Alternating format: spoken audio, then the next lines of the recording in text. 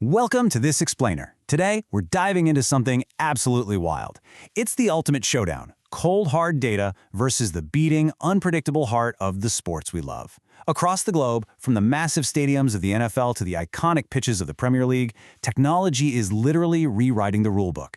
But here's the catch. As we strip away human error to uncover the absolute objective truth, we really have to ask ourselves what we might be accidentally destroying in the process. Okay, let's dive into this. Just think about the NFL for a second. We're talking about a league where the combined valuation of its 32 teams is nearing $150 billion. Yet, to measure a crucial first down, a moment that can literally decide the outcome of a championship, they still rely on this archaic, physical chain carried around by a chain gang. Contrast that with where we're heading. Hawkeye's computer vision system. At a recent Super Bowl, broadcasters used 165 Sony cameras, including 24 4K zoom lenses, just to track every single millimeter of the action. The NFL is actually testing this optical tracking right now to finally replace those 20th century metal links with hypermodern camera arrays. And that incredible leap in technology brings us to the central question of this explainer. I really want you to think about this. When we perfect the call, do we actually lose the game?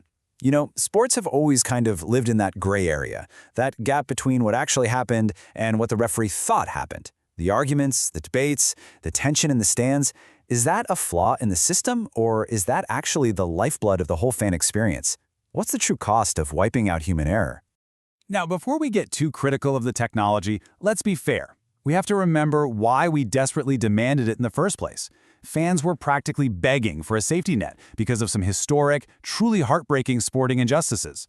Take the infamous Catalyst from back in 2009, Thierry Henry's unpunished handball. That one single human error by the referee literally cost the Republic of Ireland a spot in the World Cup. It was completely devastating, and it was moments exactly like that one that fueled this massive global demand for video technology. We wanted to make absolutely sure that blatant cheating or massive mistakes would never again decide a game. That historical frustration built the system we now know as VAR, or the Video Assistant Referee. But here's the thing. When VAR was introduced to football, it wasn't ever meant to re-referee the entire game. Not at all. It was built on 4 very strict pillars. It only steps in for goals, penalty decisions, direct red cards, and cases of mistaken identity. The whole mandate was super simple. Just assist the on-field referee if, and only if, there's a clear and obvious error or a serious missed incident. And this brilliantly illustrates how it works in practice.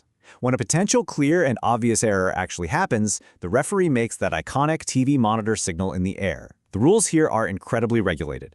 The VAR team, sitting in a video operation room, checks the footage, but, and this is totally crucial, the final decision always remains with the on-field referee, who usually jogs over to a pitchside monitor to review it for themselves. The protocol strictly dictates that getting the call right is way more important than doing it fast.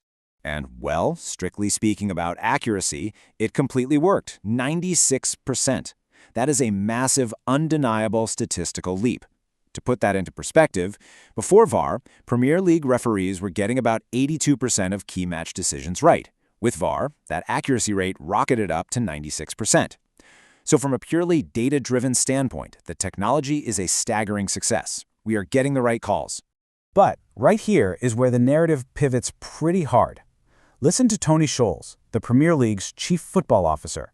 He openly admits where the VAR experience is poor is the in-stadium experience. It's nowhere near good enough. So we have this wild contradiction.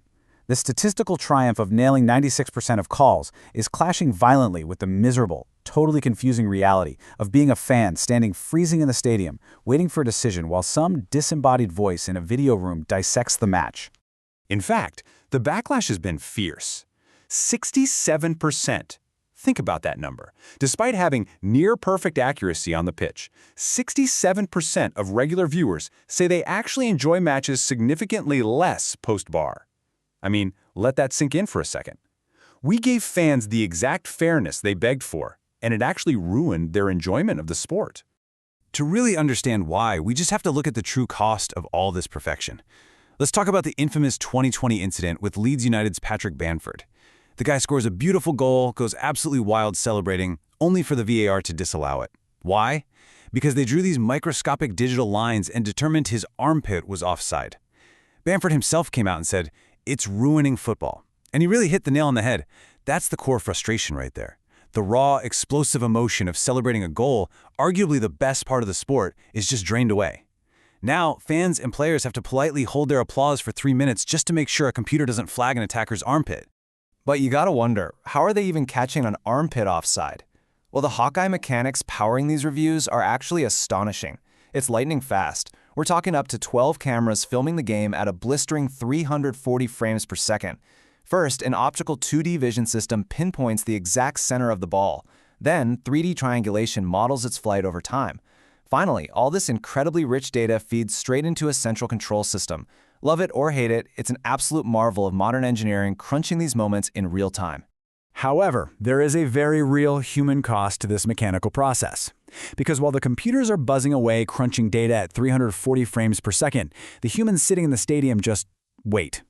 Thanks to VAR checks and this whole new focus on perfectly accurate timekeeping, average Premier League matches now stretch out to an agonizing 101 minutes and 41 seconds. That's a whole lot of extra time spent standing around, staring at an empty field, waiting for the technology to grind out a verdict. It totally disrupts the natural, breathless flow of the game. Now, what's really interesting about this slide is how the sporting world is planning to fix this waiting problem. Their solution? Even more advanced technology. Coming in hot for the 2026 World Cup is the upgraded semi-automated offside system. And guys, this is mind-bending stuff. Dozens of cameras will be tracking 29 distinct anatomical points on every single player, 50 times a second. Plus, there is a 500 Hz sensor literally sitting right inside the match ball. It basically generates full-body 3D avatars in real time. The end result? Those painful multi-minute offside checks we just talked about will be resolved in under 15 seconds. But the 2026 World Cup definitely isn't stopping at just officiating. We're looking at a massive structural expansion of artificial intelligence across the board. For team tactics, defending champions like Argentina are integrating Google Gemini and Lenovo's AI Pro for real-time tactical simulations and passing network analysis. But it doesn't stop with the players. For the fans, organizers are rolling out biometric facial recognition, autonomous robots, and digital twin crowd modeling, representing over $365 million in security infrastructure.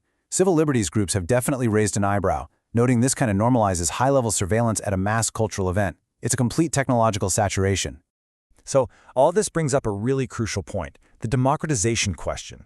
Tech companies love to claim that providing these AI tactical tools to all 48 World Cup teams levels the playing field. Like, finally, a smaller nation has the exact same software as a European giant.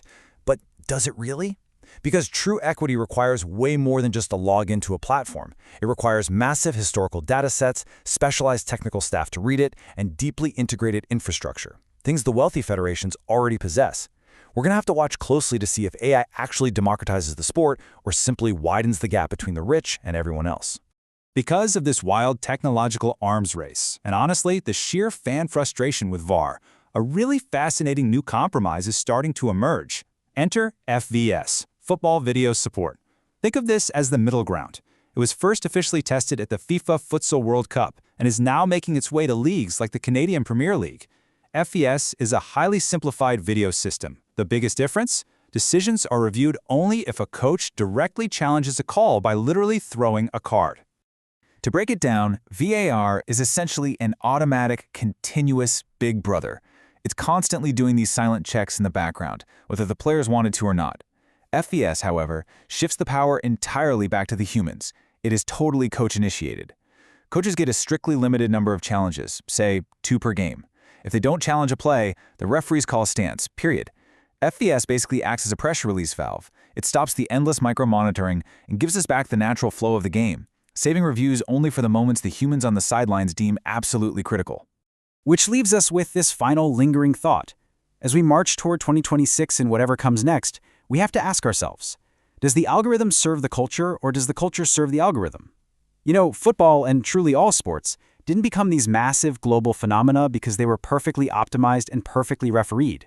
They became loved because they're beautifully flawed, totally spontaneous, and built on shared moments of tension, argument, and pure emotion. As we keep refining all this technology, we have to decide exactly where the line is between achieving perfect accuracy and protecting the very soul of the game. So what do you think? Thank you so much for joining me for this explainer, and remember to keep questioning the world around you.